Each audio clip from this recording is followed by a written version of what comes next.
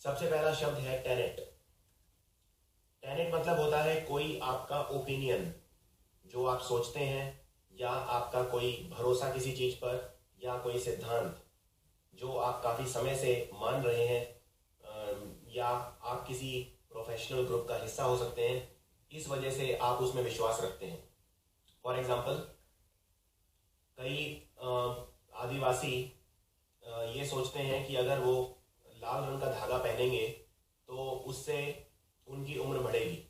ये उनका एक टेनेट है, यानी एक उनका प्रिंसिपल है, एक विश्वास यानी बिलीफ है। फॉर एग्जाम्पल, आइडल वर्शिप बोलते हैं मूर्ति पूजा को। आइडल वर्शिप एक इंपॉर्टेंट टेनेट है हिंदू धर्म का, यानी कि एक इंपॉर्टेंट तरीका है, इंपॉर्टेंट विश्वास है, या एक इंपॉर्टेंट सिद्धांत है। सो आई होप ये आपको क्लियर हो कि idol worship is an important tenet of Hindu religion.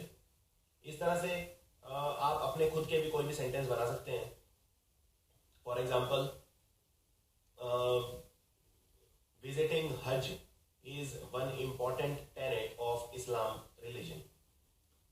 हज की यात्रा करना इस्लाम धर्म का एक इंपॉर्टेंट टेनेट है। इसी तरह से अगर कोई कैथोलिक है तो वो रोम में जरूर जाएगा, वो एक इंपॉर्टेंट टेनेट है। इस तरह से आप बहुत सारे शब्द बना सकते हैं। जब भी कोई शब्द देखें उससे मिलते जुलते, और इसका उपयोग भी आपको डेली लाइफ के अंदर करना है। अगला शब्द है पेक्यूलियर। पेक्यूलियर का मतलब होता है जो नॉर्मल से हटके हो, यानी असाधारण।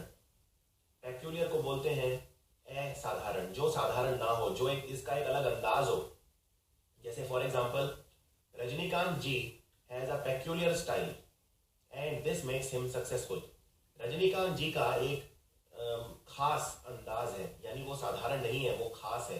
तो पेक्यूलियर को आप खास या असाधारण के तौर पर यूज कर सकते हो, और इसका मतलब है कुछ हटके। अगला शब्द है रिपील। रिपील का मतलब है कोई चीज कैंसिल करना।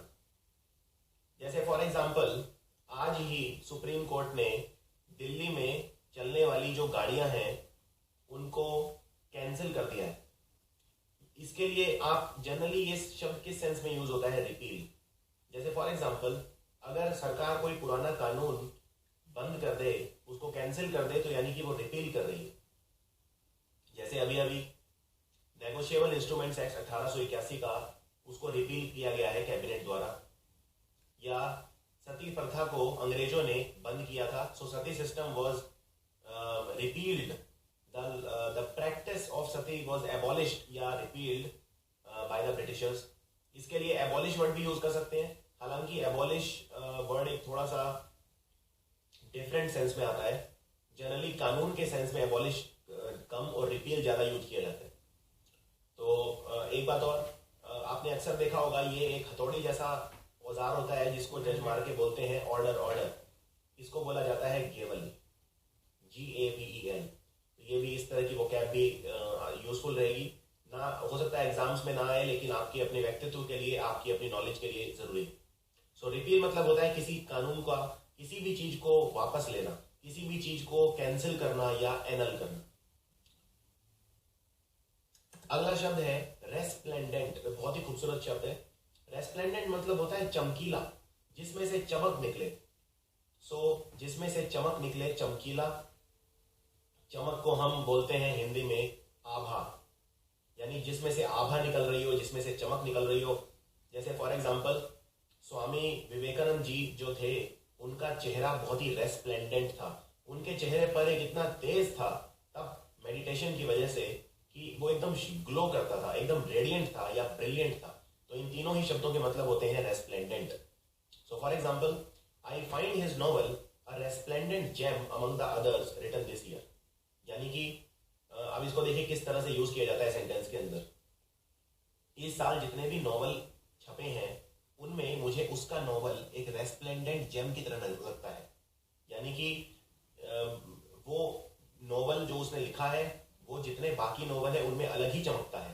यानी वो एक तरह से रेस्प्लेंडेंट जेम की तरह है। कहने का मतलब एक भावार्थ देखिए इसका, कि अगर मान लीजिए मैं बोलना चाहता हूं कि एक क्लास में 50 बच्चे हैं और उन 50 बच्चों में एक बच्चा अलग ही चमकता है, अलग ही दिखता है, तो उस सेंस में भी रेस्प्लेंडेंट यूज किया जाता है। या फिर आप ये भी बोल सकते हैं कि मैंने एक मोमबत्ती जलाई, वो रेस्प्लेंडेंट थी, या जो मेरा स्टडी लैंप है वो एकदम रेस्प्लेंडेंट है क्योंकि उसमें से भी चमक निकलती है। तो दोनों ही सेंस में यूज किया जाता है। अगर किसी पर्सन की कोई अच्छी क्वालिटी दिखानी है तो भी रेस्प्लेंडेंट बोल सकते हैं। जैसे कई बार आपने सुना होगा बोलते हुए कि अगर कोई स्टूडेंट बहुत ही तेज है पढ़ाई में तो बोलते हैं कि वो बहुत ब्राइट है। अब वैसे तो ब्राइट मतलब होता है जहाँ पे रोशनी बहुत ज्यादा होती है, लेकिन कहने का मतलब उस बच्चे में, बच्चा ब्राइट है यानी बच्चे में से रोशनी निकल रही है, यानी बच्चे में से तेज निकल रहा है, बच्चा एक अलग है, बच्चे का टैलेंट दिखाने के लिए ये शब्द यूज किया जाता है। तो इसी तरह रेस्प्लेंडेंट नॉर्मल वे में भी यूज कर सकते हो आप, और किसी पर्सन के लिए, किसी वस्तु के लिए भी यूज कर सकते हो। अगला शब्द है डिसेंट। पहले तो मैं ये बता दूं, इसको डिसेंट को इस डिसेंट से कंफ्यूज मत करना, ये एक बहुत बड़ी गलती करते हैं लोग। इस तरह के शब्दों को बोला जाता है होमोनिम्स। होमोनिम्स मतलब अगर कोई शब्द सुनने में बिल्कुल एक जैसे साउंड करते हैं तो उन्हें बोला जाता है होमोनिम्स। जैसे डिसेंट और डिसेंट सुनने में बिल्कुल एक जैसे, लेकिन लिखने में जमीन आसमान का फर्क है। पहले तो मैं ये बता देता हूं, जो ये शब्द है डिसेंट, इसका मतलब क्या है। डिसेंट बोलते हैं ढलान को।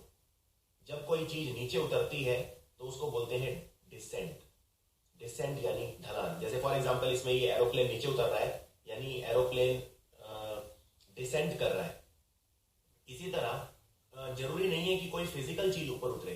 जैसे फॉर एग्जांपल मेरा कैरियर ढलान पर है, यानी कि मेरे को बहुत ही नुकसान हो रहा है कैरियर के अंदर, या फिर ऑफिस के अंदर मेरा डिमोशन हो रहा है, यानी कि मैं खो रहा हूं बहुत ज्यादा अपना, मैं पद खो रहा हूं, अपनी काबिलियत खो रहा हूं, यानी मेरा डिसेंट हो रहा है। और अगर आप कहेंगे कि मेरा प्रमोशन हो रहा है तो आप कहेंगे मेरे कैरियर का एसेंट हो रहा है। एसेंट मतलब ऊपर की तरफ जाना।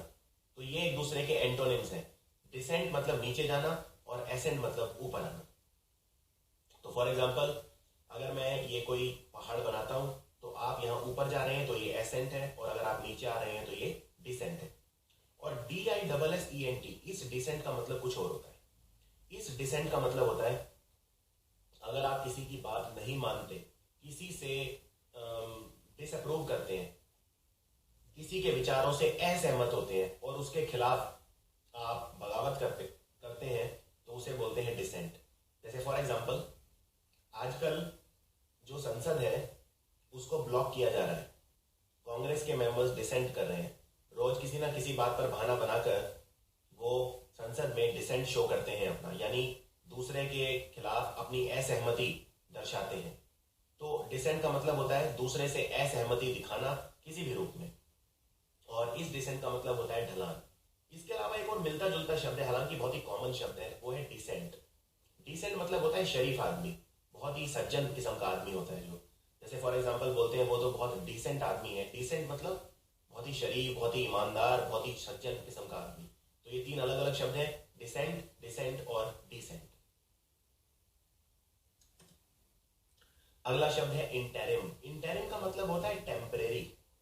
टेम्परेरी थोड़े समय के लिए या प्रोविजनल रूप से। इंटरवीनिंग। फॉर एग्जांपल आप मान लीजिए अगर किसी विद्यालय में पढ़ते हैं और उस विद्यालय की प्रधानाचार्य का निधन हो जाता है।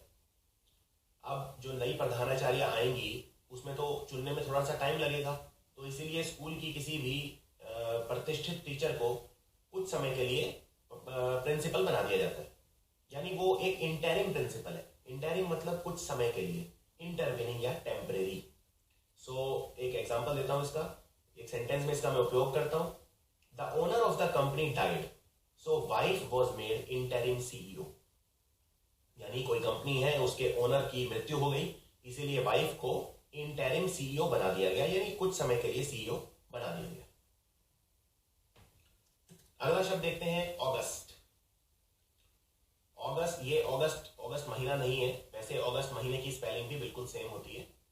और इस अगस्त का मतलब होता है बहुत ही सम्मानजनक, या बहुत ही ज्यादा प्रतिष्ठित, जिसका बहुत ज्यादा इज्जत हो, बहुत ज्यादा सम्मान हो, या जो बहुत ही ज्यादा इंप्रेसिव हो, जिसका एक बहुत अच्छा इंप्रेशन हो, उसको बोलते हैं अगस्त। जैसे कई बार आपने नेताओं को बोलते हुए सुना होगा कि मैं इस अगस्त जगह पर भाषण देके बहुत ही खुश हूं। कहने का मतलब जैसे अगर कोई नेता मान लीजिए दिल्ली इंदिरा गांधी स्टेडियम के अंदर भाषण दे रहा है, इंदिरा गांधी इंडोर स्टेडियम के अंदर, तो कई बार ऐसे बोलता है वो कि इन दिस ऑगस्ट ऑडिटोरियम, कहने का मतलब कि इस प्रतिष्ठित सभा में, इस तरह से अक्सर ही सुना जाता है शब्द। तो मैं एक सेंटेंस में इसका उपयोग करता हूं। She trembled with anticipation at the thought of being in the presence of such an august personage as the Queen of England. कहने का मतलब कोई लेडी है, वो ये है इंग्लैंड की रानी जिनका नाम है क्वीन एलिजाबेथ, और ये एक बहुत ही ऑगस्ट पर्सनैलिटी है, इनका ऑगस्ट पर्सोनाज है, बहुत ही सम्मानित पर्सनैलिटी है, बहुत ही इंप्रेसिव पर्सनैलिटी है। तो सेंटेंस का मतलब ये है कि वो क्वीन एलिजाबेथ की कंपनी में होने की आशंका से ही बहुत ज्यादा एंशियस हो गई, नर्वस हो गई। मान लीजिए अगर मैं आपको बोलता हूं कि कल आप क्वीन एलिजाबेथ से मिलने वाले हैं, या मान लीजिए कल मैं बोलता हूं कि आप नरेंद्र मोदी भारत के प्रधानमंत्री से मिलने वाले हैं, तो आप कैसा महसूस करेंगे? आपको पूरी रात नींद ही नहीं आएगी कि मैं इतने प्रतिष्ठित, इतने ऑगस्ट पर्सन से मिल रहा हूं। ये सोच सोच के आप बिल्कुल स्ट्रेस में रहेंगे, ये सोच सोच के आप नर्वस हो जाएंगे। तो इसका मतलब ये बोलते हैं ऑगस्ट, यानी रेस्पेक्टेड एंड इंप्रेसिव। अगला शब्द होता है पेरिल। पेरिल मतलब होता है खतरा या रिस्क, जिस काम में रिस्क होता है या थ्रेट होता है। इसीलिए एक इडियम भी बोला जाता है, एक मुहावरा, कि do it at your own peril. At your own peril मैं लिख देता हूं यहां पे, आपका एक इडियम भी कवर हो जाएगा। At your own peril. At your own peril का मतलब होता है एट योर ओन रिस्क, यानी ये काम भाई आप अपने रिस्क पे करो। फॉर एग्जाम्पल, अगर मान लीजिए आपको गाड़ी चलानी नहीं आती और आप अपने मित्र से जिद करते हैं कि क्या मैं गाड़ी चला सकता हूं, तो आपका मित्र कहेगा okay you can drive but at your own peril, मैं तुम्हारे साथ नहीं आऊंगा, तुम चला लो लेकिन अपने रिस्क पे चलाओ। सो फॉर एग्जाम्पल, ये खतरे के लिए पेरिल शब्द यानी हम यूज करते हैं जहां रिस्क है। ये जो फोटो है ये आप समझते ही होंगे किसकी है, ये है आतंकवादी दाऊद इब्राहिम, और ये भी काफी खतरनाक है। सो एक मैं सेंटेंस में यूज करता हूं, I told him to go to the court at his own peril. तो फॉर एग्जाम्पल, अगर कोई दाऊद के खिलाफ गवाही दे रहा है तो सेंटेंस है कि मैंने उसे कहा कि कोर्ट जाओ एट योर ओन पेरिल, यानी अपनी रिस्क पे जाओ। सो पेरिल मतलब होता है खतरा, या एफ्लुएंट मतलब होता है बहुत ही धनी, बहुत ही रिच आदमी, जिसके पास बहुत ज्यादा पैसा है, बहुत ज्यादा धन है। तो फोटो में है भारत के सबसे अमीर आदमी Mukesh Ambani. So it is duty of the affluent to help the poor. तो इस सेंटेंस में इसका मैंने यूज किया है शब्द का। इसका मतलब ये है कि जो अमीर है उसका ये दायित्व बनता है, उसकी ड्यूटी बनती है कि वो गरीब की हेल्प करे। अगला है सर्वाइल। ब्यूटीफुल वर्ड, बहुत ही अच्छा शब्द है सर्वाइल। सर्वाइल के लिए मैं एक शब्द और लिखना चाहूंगा और वो है ऑब्सीक्वियस। ऑब्सीक्वियस शब्द भी पूछते हैं और सर्वाइल भी पूछते हैं, दोनों का मतलब एक ही है। ये उस तरह का व्यक्ति होता है जो लाइफ में आगे बढ़ने के लिए या किसी को खुश करने के लिए किसी के जूते चाटने तक को तैयार होता है। जूते चाटना एक एनालॉजी है, इसका असली में ये मतलब नहीं है कि आप किसी के जूते चाट रहे हैं। कहने का मतलब बहुत ज्यादा जो जरूरत से ज्यादा तारीफ करना किसी की, मक्खन लगाना किसी को, किसी के लिए कुछ भी कर देना, उसकी किसी की झूठी तारीफ करते रहना। जैसे आपने देखा होगा कि जो कांग्रेस के कुछ पॉलिटिशियंस हैं वो पूरे टाइम गांधी परिवार की तारीफ करते रहते हैं, झूठी तारीफ करते रहते हैं, चाहे उन्हें अंदर से पता हो कि वो किसी लायक नहीं है। कहने का मतलब जरूरत से ज्यादा तारीफ करना, मक्खन लगाना, इस तरह का जो पर्सन होता है उसको बोलते हैं सर्वाइल। सर्वाइल वर्ड बना है सर्वेंट से। अब मान लीजिए अगर आपका कोई सर्वेंट है तो वो क्या करेगा, आपको खुश करने की कोशिश करेगा, आपकी तारीफ करेगा। तो सर्वेंट से वर्ड बना सर्वाइल, और इसके लिए और बहुत अच्छा शब्द है obsequious. So he bowed his head in a servile manner. कहने का मतलब उसने उसके आगे सर झुकाया एक सर्वेंट की तरह, एक सर्वाइल मैनर में। So remember this word. अगला शब्द है एडेप्ट। एडेप्ट मतलब होता है किसी काम में कोई बहुत ज्यादा अच्छा हो, बहुत ज्यादा निपुण कुशल हो। जैसे फॉर एग्जांपल उस्ताद जाकिर हुसैन तबला बजाने में बहुत ही ज्यादा माहिर हैं, इनमें तबले का जो इल्म है वो बहुत ही शानदार है। अगर किसी भी काम में बहुत ज्यादा कुशलता है तो आप हैं एडेप्ट। इस शब्द को ध्यान से देखिए, ये एडेप्ट की स्पेलिंग है ADAPT और एक है ADEPT। अगर बहुत ज्यादा कुशलता है तो उसका मतलब है ADEPT, क्योंकि अडेप्ट मतलब क्या होता है? अडेप्ट मतलब होता है जैसे आप मान लीजिए ढलना। जैसे फॉर एग्जांपल आप दिल्ली में रहने वाले हैं अगर, और यहाँ पे अलग तरह का वातावरण है, कल को मान लीजिए अगर आप सिंगापुर शिफ्ट हो जाते हैं तो आपको वहां जाके वहां के मौसम में ढलना पड़ेगा, यानी आपको अडेप्ट होना पड़ेगा। तो वो अडेप्ट अलग है, उसकी स्पेलिंग होती है ADAPT। यहाँ मैं बात कर रहा हूँ ADEPT। और ये जो कुशल पर्सन है, बहुत ही ज्यादा पारंगत, उसके लिए एक शब्द और यूज होता है और वो है एड्रॉइट। कई बार एग्जाम में एड्रॉइट भी पूछा जाता है, या कई बार एग्जाम में एक और शब्द पूछा जाता है जिसको बोलते हैं डेक्स्ट्रस। डेक्स्ट्रस मतलब भी होता है किसी काम में बहुत ज्यादा निपुण या कुशल। इतना ही नहीं, एक शब्द और है इसके लिए, बहुत ज्यादा जो कुशल व्यक्ति है उसको बोलते हैं वर्चुओसो।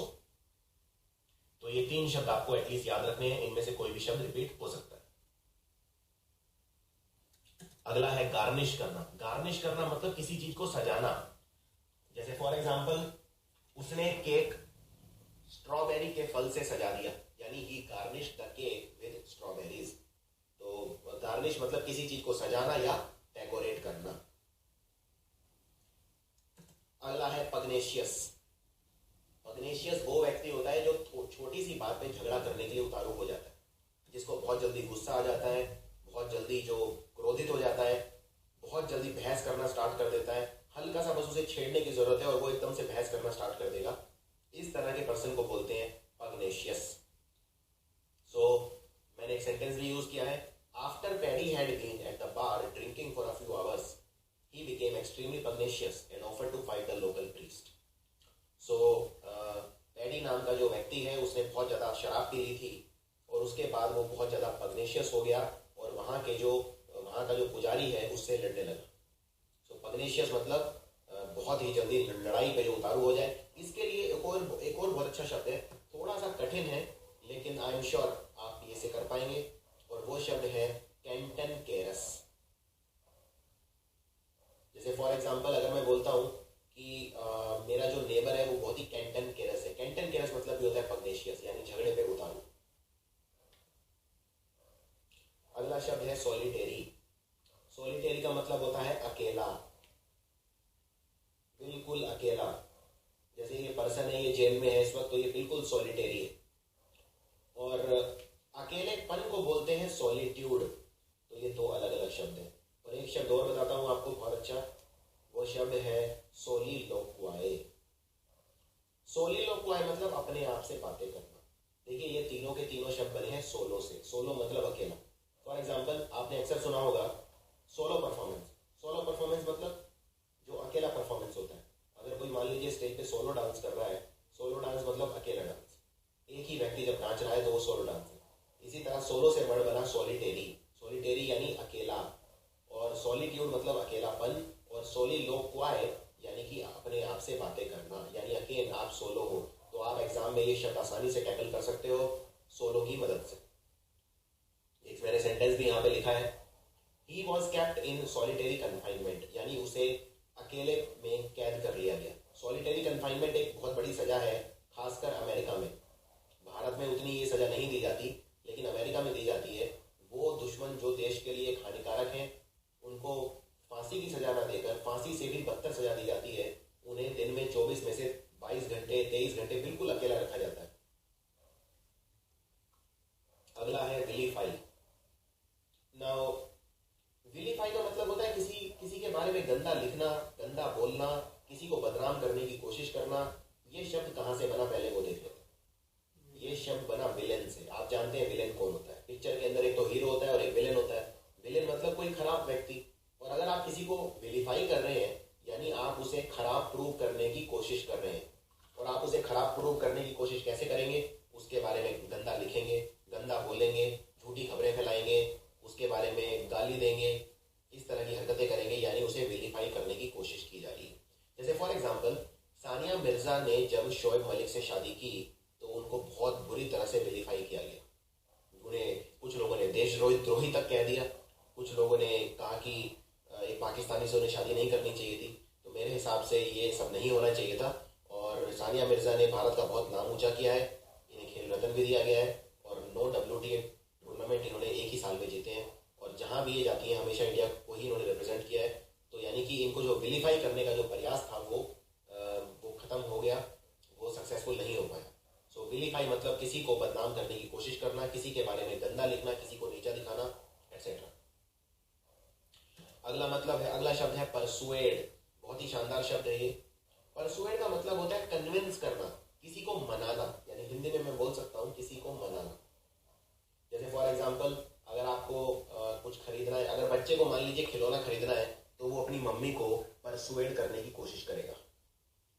या अगर बच्चे को मान लीजिए स्कूल से छुट्टी लेनी है, तो वो अपनी मम्मी को परसुएड करेगा कि जैसे आज स्कूल जाके कोई फायदा नहीं है, क्योंकि वहाँ पे सारी क्लासेस जो है, आई एम श्योर ये आपने भी बचपन में किया होगा, कभी कभी आपका अगर स्कूल जाने का मन नहीं करता था, तो आप अक्सर अपनी मदर को बोलते थे कि स्कूल में आज कुछ नहीं होगा, स्कूल में सारे फ्री पीरियड है, या स्कूल में बहुत कम पढ़ाई होगी आज। यानी आप उन्हें ये सब बोल के परसुएड करने की कोशिश करते थे। जैसे यहाँ पे आप फोटो देखिए, इसमें दो वकील हैं, और ये दोनों वकील आपस में क्या कर रहे हैं, ये जज को परसुएड करने की कोशिश कर रहे हैं, जज को मनाने की कोशिश कर रहे हैं, कन्विंस करने की कोशिश कर रहे हैं। अगला शब्द है आउटरेजियस। ये थोड़ा सा कठिन शब्द है। आउटरेजियस मतलब होता है बहुत ही घिनौना, एक तरह से मतलब बहुत ही बुरा, इतना बुरा कि उसके लिए शब्द ना हो, इतना बुरा कि आप एकदम हैरान रह जाएं। जैसे फॉर एग्जांपल, ये जो पिक्चर के अंदर सज्जन है, वैसे मैं इन्हें सज्जन नहीं कहूँगा, इन्हें दुर्जन कहूँगा, क्योंकि इन्होंने एक ऐसा स्टेटमेंट दिया है अभी जिससे इनकी बहुत बदनामी हो रही है। ये अमेरिका के राष्ट्रपति बनना चाहते हैं, इनका नाम है डोनाल्ड ट्रंप। वैसे ये बहुत बड़े बिजनेसमैन हैं और खरबपति आदमी है ये, लेकिन इन्होंने अभी अभी एक स्टेटमेंट दिया है कि अमेरिका में किसी भी मुसलमान को आने मत दो, इससे आतंकवाद खत्म होगा। मेरे हिसाब से इतना गंदा आउटरेजियस स्टेटमेंट इन्होंने दिया है ये, तो ये किस तरह का स्टेटमेंट हो गया, आउटरेजियस, यानी बहुत ही खराब, इतना खराब कि उसके लिए एकदम शब्द ही ना हो आपके पास, एकदम शॉकिंगली बैड। अगला है डिल्यूजन। डिल्यूजन बोलते हैं गलत फहमी को।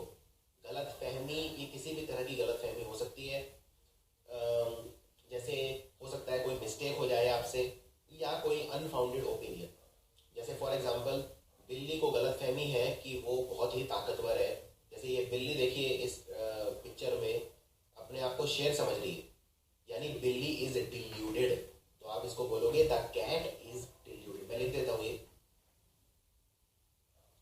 The cat is deluded. The cat is deluded मतलब बिल्ली को गलत फहमी हो गई। जैसे एक और सेंटेंस मैंने बनाया है इसमें, His dreams of vast wealth are a delusion, यानी बहुत ही अमीर बनने के उसके जो सपने हैं वो सिर्फ एक डिल्यूजन है। डिल्यूजन यानी एक गलतफहमी है, एक तरह से एक मिस्टेक है। Next, absolve. एब्सॉल्व करना मतलब किसी के ऊपर लगाया हुआ इल्जाम खत्म कर देना। जैसे फॉर एग्जाम्पल, अगर मान लीजिए आप पे किसी ने इल्जाम लगाया कि आप चोर हैं, आपने चोरी की है, तो आप क्या करेंगे, अदालत का दरवाजा खटखटाएंगे, या हो सकता है वो पर्सन जिसने इल्जाम लगाया है वो आप पर केस कर देगा। लेकिन क्योंकि वो केस झूठा है, तो अदालत आपको क्या कर देगी, एब्सॉल्व कर देगी, यानी जो इल्जाम आपको लगाया है उससे मुक्त कर देगी। तो एब्सॉल्व का मतलब होता है किसी को इल्जाम से मुक्त कर देना, किसी पे भी लगाया हुआ किसी भी दोष उससे उसे मुक्त कर देना, यानी उसको पनिशमेंट नहीं देना, उसको किसी भी तरह के गिल्ट से, दोष से मुक्त कर देना। जैसे फॉर एग्जांपल, अभी अभी सलमान खान को कोर्ट ने एब्सॉल्व किया है हिट एंड रन केस में, क्योंकि hit and run case Salman Khan पे ये इल्जाम लगाया गया था, 13-14 साल से लगभग ये केस चल रहा था, और फाइनली कोर्ट ने उन्हें एब्सॉल्व कर दिया है। सो इसके लिए एक और बहुत अच्छा शब्द है, ये भी एग्जाम में अक्सर रिपीट होता है, इसको बोलते हैं एक्विट कर देना। एक्विट मतलब किसी को बरी कर देना, लेकिन दोनों शब्दों में फर्क है। बरी थोड़ा सा एक टेक्निकल शब्द हो जाता है, जैसे बरी कर देना ये तो, लेकिन एब्सॉल्व आप जनरल सेंस में भी यूज कर सकते हो। एब्सॉल्व का मतलब सिर्फ इतना है कि किसी को दोष से मुक्त कर देना, और ये दोष जरूरी नहीं है कोई कानूनी सेंस में यूज हो, लेकिन एक्विट कानूनी सेंस के लिए यूज किया जाता है। तो ये दो शब्द हैं, एब्सॉल्व और एक्विट। अगला है टॉयल। टॉयल मतलब होता है बहुत ही ज्यादा परिश्रम करना, बहुत मेहनत करना, लगातार मेहनत करना, एकदम अंत तक घोड़े की तरह मेहनत करना, उसको बोलते हैं टॉयल। टॉयल और जो पर्सन हार्डवर्क करता है उसे बोलते हैं हार्ड वर्किंग पर्सन या इंडस्ट्री। समझ लीजिए, इंडस्ट्रियस का इंडस्ट्री यानी कि किसी कंपनी से कोई लेना देना नहीं है। इंडस्ट्रियस मतलब होता है बहुत ही हार्ड वर्किंग पर्सन। इसके लिए आप एक और शब्द अच्छा यूज कर सकते हैं, वो है असीडुअस। जैसे ये जो मजदूर हैं ये बेचारे इंडस्ट्रियस हैं, असीडुअस हैं, यानी बहुत ही ज्यादा हार्ड वर्किंग है। सो एक सेंटेंस में मैं इसका इस्तेमाल करता हूँ टॉयल शब्द का। The poor toil every day, या the poor hard work every day just to earn a hand to mouth living. यानी कि जो गरीब लोग हैं उन्हें रोज बहुत ही ज्यादा मेहनत करनी पड़ती है सिर्फ 2 वक्त की रोटी कमाने के लिए। हैंड टू माउथ लिविंग का मतलब होता है सिर्फ इतना कमाना कि आपकी जिंदगी कटे, यानी कि 2 वक्त की रोटी। तो इसके लिए ये इडियम भी है, तो आप ये इडियम भी याद कर सकते हैं, हैंड टू माउथ लिविंग। अगला शब्द है मिमिक। मिमिक करना यानी किसी की नकल करना। जनरली ये जो नकल की जाती है ये 2 कारणों के लिए की जाती है, या तो किसी का मजाक उड़ाने के लिए या फिर एंटरटेनमेंट के लिए। आपने अक्सर देखा होगा राजू श्रीवास्तव बाबा रामदेव की नकल उतारता है, यानी वो उन्हें मिमिक करता है। मिमिक के लिए एक और अच्छा शब्द है जिसको बोलते हैं इमिटेट करना किसी को। तो for example, the actor mimic Sachin's distinct voice, यानी कि कोई एक्टर है और आप जानते हैं सचिन तेंदुलकर की जो आवाज है वो बहुत ही अलग किस्म की है, तो उस एक्टर ने बहुत ही बेहतरीन तरीके से सचिन की जो एकदम अलग आवाज है उसे मिमिक किया। मिमिक किया यानी उसकी नकल उतारी। सो मिमिक करना या इमिटेट करना एक ही बात है। अगला कियोस्क। कियोस्क बोलते हैं, जैसे फॉर एग्जांपल आप अगर आइसक्रीम खाना चाहते हैं तो सड़क पे आप जो कियोस्क होता है वो लगा होता है। जो ये आइसक्रीम गलियों में जा जाके बेचते हैं वो कियोस्क है एक तरह का। बेसिकली एक कोई भी छोटा सा क्यूबिकल जहां पे आप कुछ खरीद सकें उसको बोलते हैं कियोस्क। जैसे फॉर एग्जांपल आप कोई भी चीज अगर खरीदते हैं, कई बार रोड साइड कियोस्क होते हैं। जैसे आपने अक्सर गलियों में पान की दुकान देखी होगी या सिगरेट जहां पे मिलती है, तो वो छोटे से टेम्परेरी लकड़ी के बने हुए या प्लास्टिक के बने हुए कियोस्क होते हैं, यानी क्यूबिकल्स होते हैं। सो जैसे फॉर एग्जांपल इस पिक्चर में आप देख रहे हैं ये एक छोटा सा कियोस्क है पूरा का पूरा। इसको दुकान नहीं बोलेंगे क्योंकि ये टेम्परेरी है, ये एक जगह से दूसरी जगह भी जनरली मूव किया जा सकता है और बहुत ही टेम्परेरी बेसिस पे इसको बनाया जाता है। सो ये है कियोस्क। अगला है नैक। नैक होता है नेचुरल, अगर आप में कोई प्रतिभा है तो किसी काम के लिए।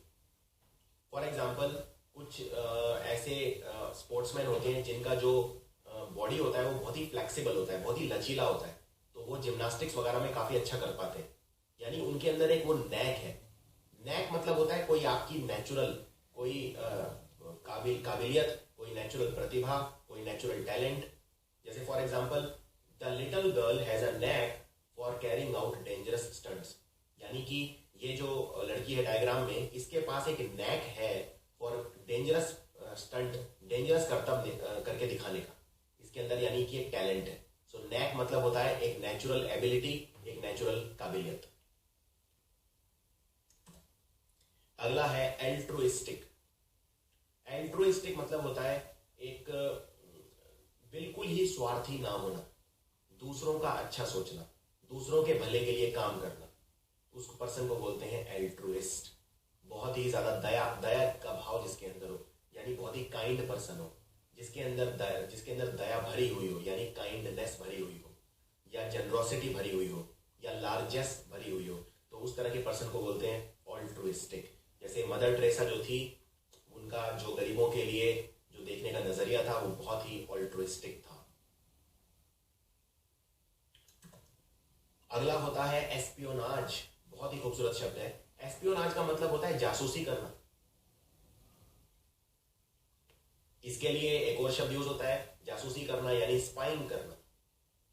अगर आप किसी को बोलना चाहते हैं प्लीज मेरा पीछा मत करो, तो आप बोलोगे स्टॉप चेजिंग मी या स्टॉप स्पाइंग ऑन मी, यानी कि मेरा छुपकर मुझ पे नजर मत रखो, स्टॉप स्पाइंग ऑन मी या स्टॉप दी एस्पियोनाज। तो एक सेंटेंस भी मैंने इस पे बनाया है, Edward Snowden will be tried by USA for espionage. Edward Snowden पूर्व CIA एजेंट है, यानी सेंट्रल इन्वेस्टिगेटिंग एजेंसी जो है अमेरिका की। जैसे हमारे यहाँ CBI होता है, वैसे ही अमेरिका के पास CIA होता है, जो कि उनकी सेंट्रल इन्वेस्टिगेटिंग एजेंसी है। और और उसका एक पर्सन था एडवर्ड स्नोडन, वो बागी हो गया। अमेरिका के खिलाफ उसने बहुत सारे सबूत दे दिए, यानी कि उस पर अमेरिका अब एस्पियोनाज का केस चला रहा है, यानी जासूसी का। तो उस पर बहुत सारे इल्ज़ाम लगाए गए हैं कि विदेशियों के साथ मिलके वो मिल गया और अमेरिका पर जासूसी, अपने आप पे ही जासूसी करने लगा, यानी उस पर एस्पियोनाज का केस चलेगा, यानी जासूसी करने का या स्पाई करने का। अगला शब्द है एनिग्मा। एनिग्मा क्या होता है? एनिग्मा या तो कोई व्यक्ति या वस्तु जिसको समझना कठिन है, उसको बोलते हैं एनिग्मा। कोई भूल भुलैया टाइप। जैसे फॉर एग्जांपल, अगर मैं आपको कोई, मान लीजिए कोई बहुत ही डिफिकल्ट पजल दूं, तो और वो पजल आपसे सॉल्व ना हो, जिसको समझना कठिन हो, तो वो एक एनिग्मा है। जैसे फॉर एग्जांपल मैंने एक सेंटेंस यहां पे लिखा है, who killed John F Kennedy, it is still an enigma. तो कहने का मतलब, जॉन एफ कैनेडी अमेरिका के राष्ट्रपति थे और ये अपनी पत्नी के साथ एक रथ में बैठ के जा रहे थे पब्लिक मीटिंग के लिए, तब इनकी अचानक गोली मारकर हत्या कर दी गई थी। आज तक पता नहीं चल पाया है कि जॉन एफ कैनेडी की हत्या किसने की, यानी आज तक एक एनिग्मा है। तो एनिग्मा के लिए एक और बहुत अच्छा और बहुत कॉमन शब्द यूज होता है, जिसको बोलते हैं मिस्ट्री। मिस्ट्री वो चीज होती है जिसे सॉल्व करना पड़ता है, तो वो है मिस्ट्री, यानी अगेन जिसे समझना कठिन है। इसी तरह से आप कोई व्यक्ति है उसे भी एनिग्मा बोल सकते हैं, जिसे समझना कठिन है। जैसे फॉर एग्जांपल सोनिया गांधी। सोनिया गांधी के बारे में बहुत कम लोग जानते हैं, उनकी जिंदगी के बारे में। वो उनकी बहुत ज़्यादा पब्लिक व्यू से दूर रहती हैं, तो उनको एक तरह से एनिग्मा समझ सकते हो, उन्हें समझना बहुत कठिन है। अगला है टार्डी। टार्डी मतलब होता है लेट, जो हमेशा लेट हो, टार्डी। जो समय की इज्जत ना करे, हर काम डिले करे। डिले करना यानी किसी काम को देरी से करना, इस पर्सन को बोलते हैं टार्डी।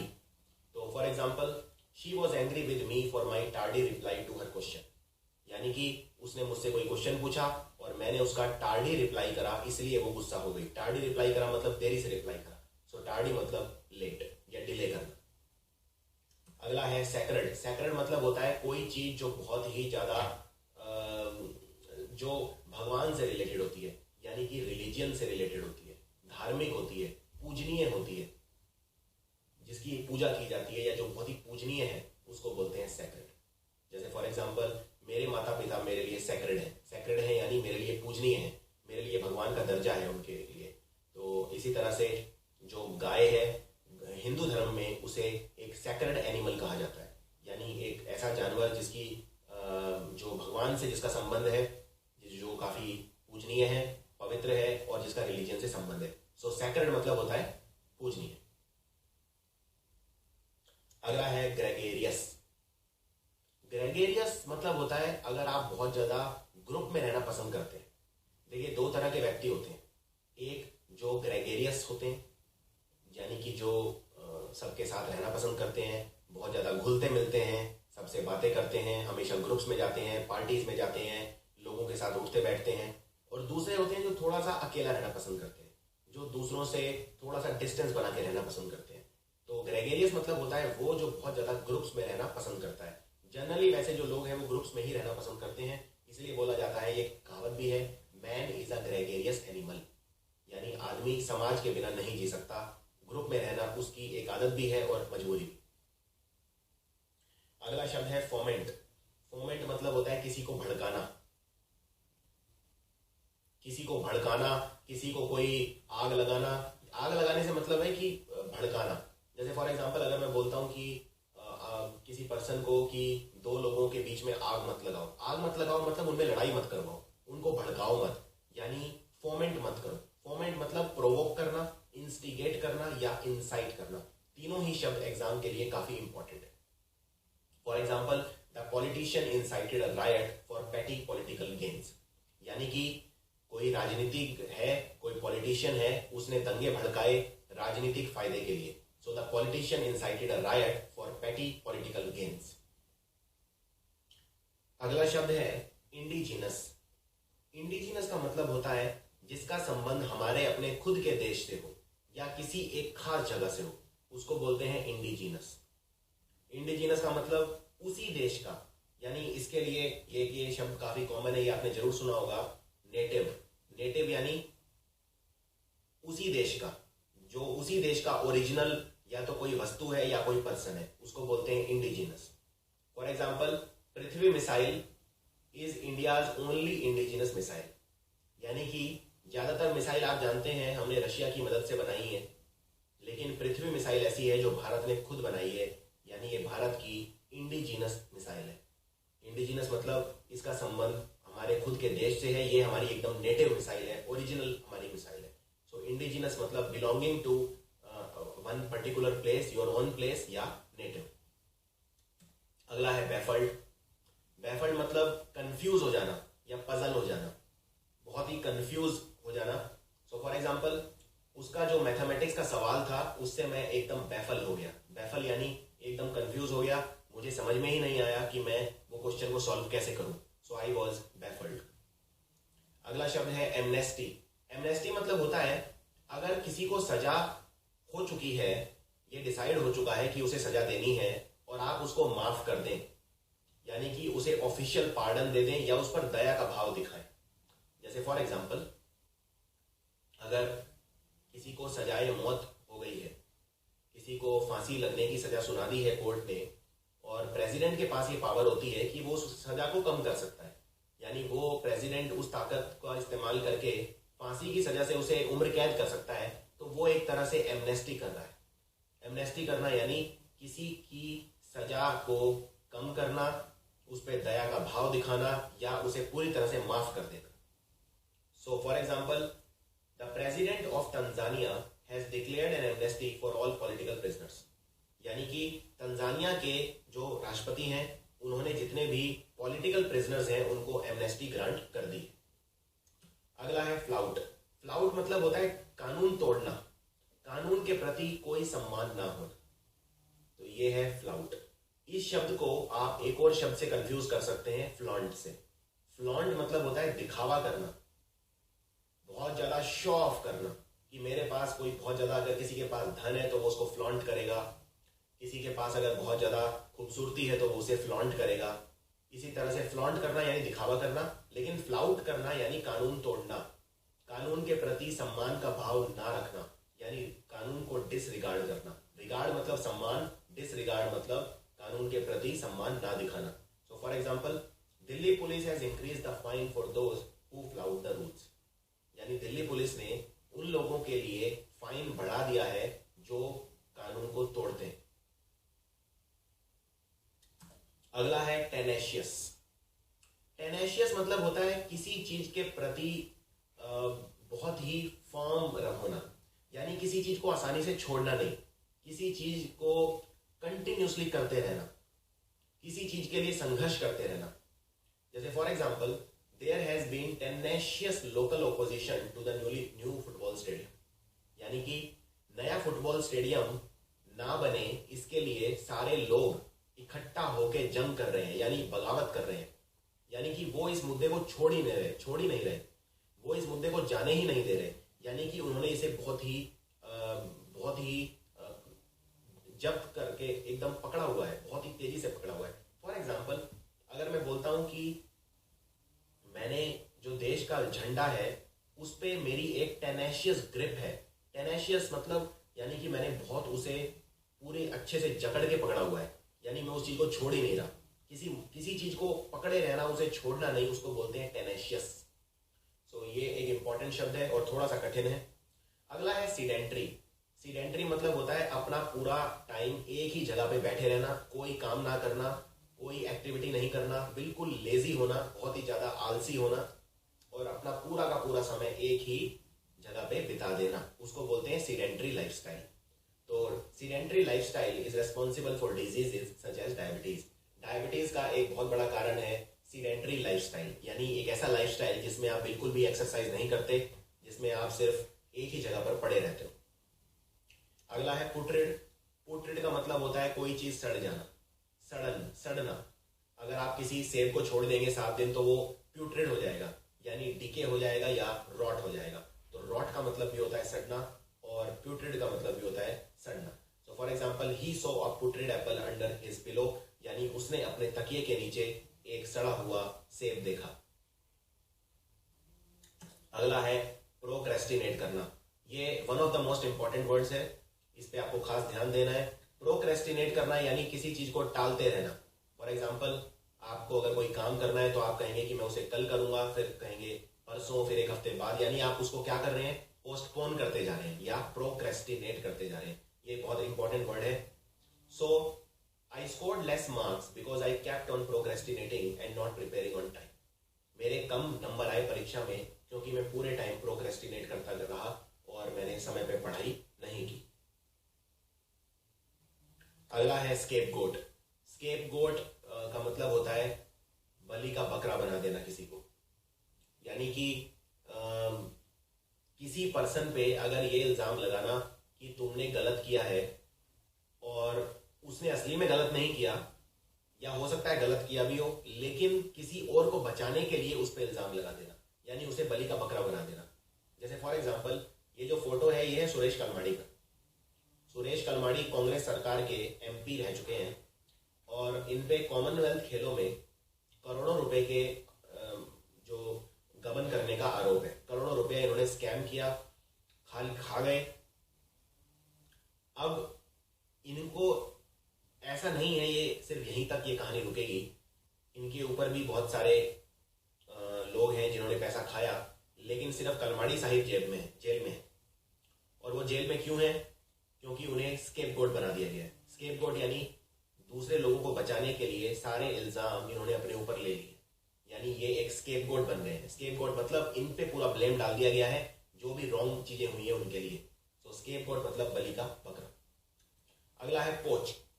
पोच करना के दो मतलब होते हैं। एक तो पोच का मतलब होता है किसी जानवर को मार देना, किसी जानवर का शिकार करना जिसको मारने की परमिशन नहीं हो, या किसी और की जमीन में।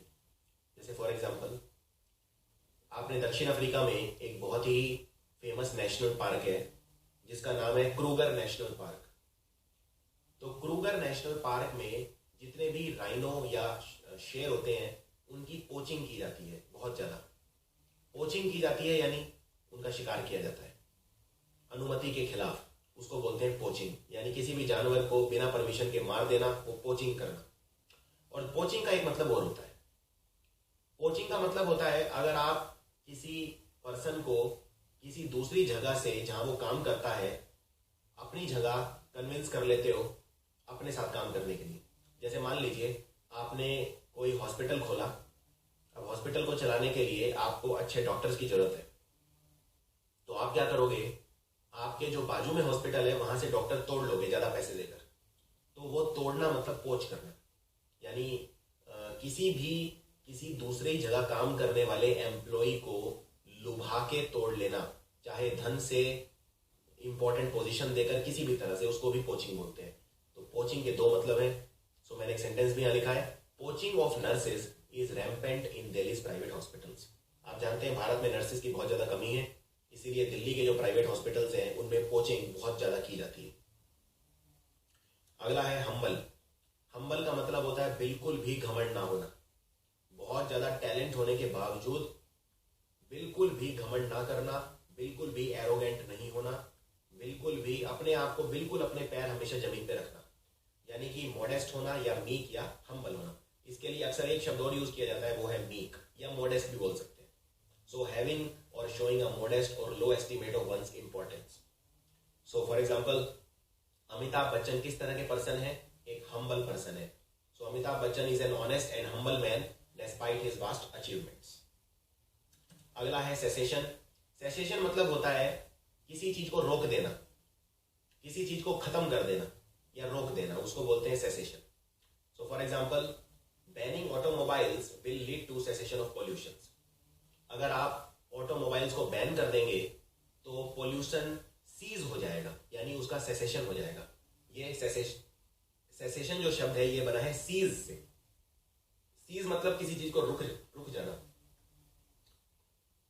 सो फॉर एग्जांपल, सिगरेट की जो सेल्स हैं वो सीज हो गई जब सरकार ने उनका दाम डबल कर दिया।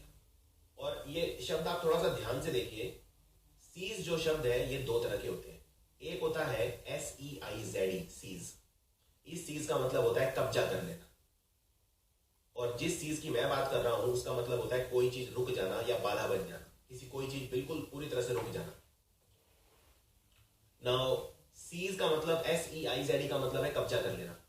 फॉर एग्जाम्पल पुलिस ने बहुत सारी शराब सीज कर ली यानी कब्जा ली, जो अवैध शराब बेच रहे थे उनसे शराब सीज कर ली। सो दोनों शब्द अलग अलग है, इसमें आपको कंफ्यूज नहीं होना है। अगला है सॉलिसिट। सॉलिसिट मतलब किसी चीज के बारे में पूछना, किसी से परमिशन लेना, उसको बोलते हैं सॉलिसिट। किसी से कुछ पूछना या किसी से कुछ कहना, किसी से कोई जवाब मांगना, किसी से कोई सलाह मांगना। So for example Ramesh called a meeting to solicit their views, यानी कि रमेश ने एक मीटिंग बुलाई दूसरों के विचार जानने के लिए। अब सॉलिसिट से वर्ड बना सॉलिसिटेड। सॉलिसिटेड मतलब पूछा हुआ, यानी सॉलिसिटेड एडवाइस। फॉर एग्जाम्पल अगर आप किसी को सॉलिसिटेड एडवाइस दे रहे हैं यानी कि पूछी उसने आपसे और तब आप एडवाइस दे रहे हैं। लेकिन अगर मैं इसके आगे सॉलिसिटेड शब्द के आगे अन लगा दूं तो ये बन गया अनसॉलिसिटेड। और आप जानते हैं अंग्रेजी में अगर मैं किसी शब्द के आगे UN अन लगा देता हूं तो मतलब हो जाता है उल्टा। तो अनसॉलिसिटेड क्या हो गया? बिना पूछा हुआ। इसीलिए बोलते हैं कभी भी अनसॉलिसिटेड एडवाइस नहीं देनी चाहिए, यानी बिना मांगी हुई सलाह नहीं देनी चाहिए। सो अनसॉलिसिटेड मतलब नहीं पूछा हुआ। अगला है कंसील्ड। कंसील्ड मतलब छुपाया हुआ, सीक्रेट, हिडन। किसी चीज को छुपाया हुआ उसको बोलते हैं कंसील्ड। फॉर एग्जाम्पल ये जो ऑफिसर है इसने हथियार छुपाया हुआ है पीछे, यानी कि इसने गन छुपाई हुई है यानी कंसील करी हुई है। So this person has a concealed weapon. एक सेंटेंस और बताता हूं। The identity of the criminal was concealed till he was hanged, यानी उस कैदी की जो पहचान थी वो तब तक छुपाई गई जब तक उसे फांसी ना दी गई। फांसी देने के बाद ही उस कैदी के बारे में बताया गया, यानी आइडेंटिटी छुपाई गई उसकी जब तक उसे फांसी दी गई तब तक। अगला है अबेंडन करना। अबेंडन करना यानी किसी चीज का ख्याल रखना छोड़ देना या किसी चीज को डेजर्ट कर देना। यहाँ डेजर्ट मतलब है किसी चीज का ख्याल रखना बंद कर देना, किसी चीज को छोड़ देना। फॉर एग्जाम्पल किसी पर्सन ने इस पार्क के अंदर अपनी गाड़ी अबेंडन कर दी है। अबेंडन कर दी है यानी अब मेरा इस चीज से कोई लेना देना नहीं है, ये चीज मेरी नहीं है, मैं इसको छोड़ रहा हूं, यानी मैं इसे अबेंडन कर रहा हूं। So for example he abandoned his old parents after they scolded him for his wrong doings.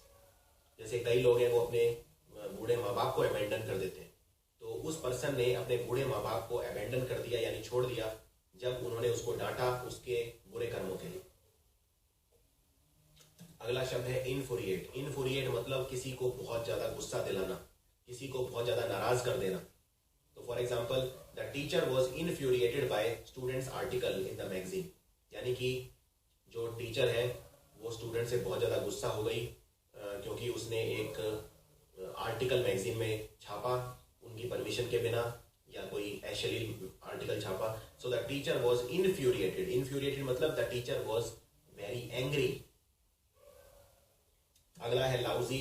Lousy मतलब होता है बहुत ही खराब, बहुत ही बुरा। जैसे फॉर एग्जांपल उस ABC एयरलाइंस की जो सर्विस है वो बहुत ही खराब है, तो आप बोलेंगे the service of the AB airlines is very lousy. अगला है एस्केटिसिज्म। बहुत ही अच्छा शब्द है, इस पे खास ध्यान देना है आपको। एस्केटिसिज्म शब्द बना है एस्केटिक से। एस्केटिक कौन होता है? एस्केटिक होता है जो सांसारिक सुखों को छोड़ देता है। ये एक ऐसा पर्सन होता है जो जिसका संसार से कोई लेना देना नहीं है, जो सुखों के पीछे कभी नहीं भागता। ये सेल्फ रिस्ट्रेन करता है, यानी अपने आप पे डिसिप्लिन लगाता है, बुरी चीजों में नहीं पड़ता, अपने आप को बुरे व्यसनों से, बुरी आदतों से दूर रखता है। तो ये कोई भी सांसारिक सुखों से दूर रहेगा। जनरली कोई एस्केटिक पर्सन होता है वो जंगलों में जाके रहता है, तपस्या करता है, या पेड़ों के पास रहता है, गुफाओं में रहता है और बहुत ज्यादा ईश्वर के प्रति आस्था रखता है, तप करता है, मेडिटेशन करता है। इस तरह के पर्सन को बोलते हैं एस्केटिक, और इस प्रोसेस को बोलते हैं asceticism. So for example he became an ascetic to find the real truth and his objective was salvation. So जब उसने सत्य की खोज की तो वो एस्केटिक बन गया, या सत्य की खोज करने के लिए वो एस्केटिक बन गया, और उसका सिर्फ एक ही लक्ष्य था और वो था मोक्ष की प्राप्ति, यानी सैल्वेशन की प्राप्ति, एनलाइटनमेंट की सो एस्केटिसिज्म मतलब सारे भौतिक सुख छोड़ देना और सही राह पर चलना। इसका एकदम उल्टा शब्द है हेडोनिज्म। हेडोनिज्म होता है अगर आप पूरे टाइम सुखों के पीछे भागते रहें तो उसको बोलते हैं हेडोनिज्म। और हेडोनिज्म जो पर्सन फॉलो करता है उसको बोलते हैं हेडोनिस्ट।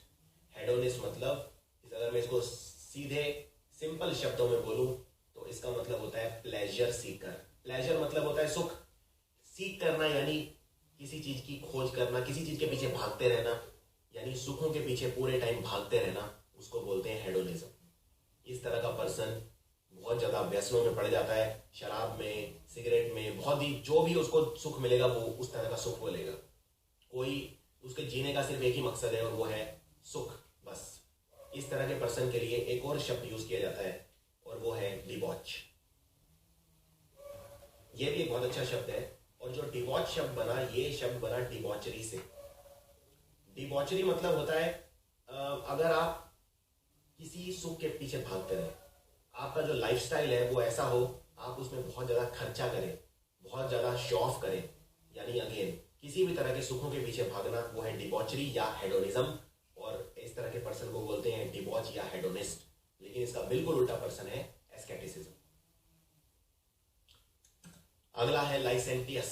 लाइसेंटियस मतलब होता है सेक्सुअली इमोरल या अनरिस्ट्रेंड, यानी कि जो अपनी सेक्सुअल भावनाओं को ना रोक सके उस पर्सन को बोलते हैं लाइसेंटियस।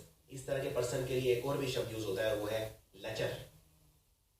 लचर मतलब जिस पर्सन का अपनी जो वासना है उस पर बिल्कुल काबू ना हो, अपना बिल्कुल कंट्रोल ना हो, उसको बोलते हैं लाइसेंशियस या लेचरस, या लेचर भी बोलते हैं।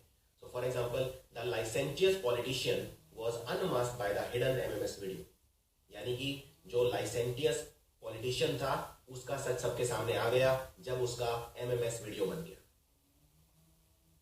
अगला है स्क्वेंडर। स्क्वेंडर का मतलब होता है पैसा उड़ाना, वेस्ट करना, कोई भी चीज बहुत ज्यादा वेस्ट करना, बहुत ज्यादा एक इररेस्पॉन्सिबल मैनर में उड़ाना, उसको बोलते हैं स्क्वेंडर करना।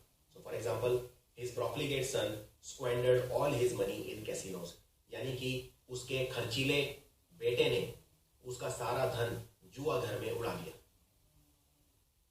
अगला है स्टैंडफास्ट। ये बहुत अच्छा शब्द है। स्टैंडफास्ट मतलब किसी चीज के प्रति बहुत ज्यादा कमिटेड रहना, यानी किसी चीज से पीछे ना हटना। एक बार आपने ठान लिया तो ठान लिया, तो उसको बोलते हैं स्टेडफास्ट, यानी ड्यूटीफुली फर्म, किसी चीज को पकड़े रखना, किसी चीज से पीछे ना हटना।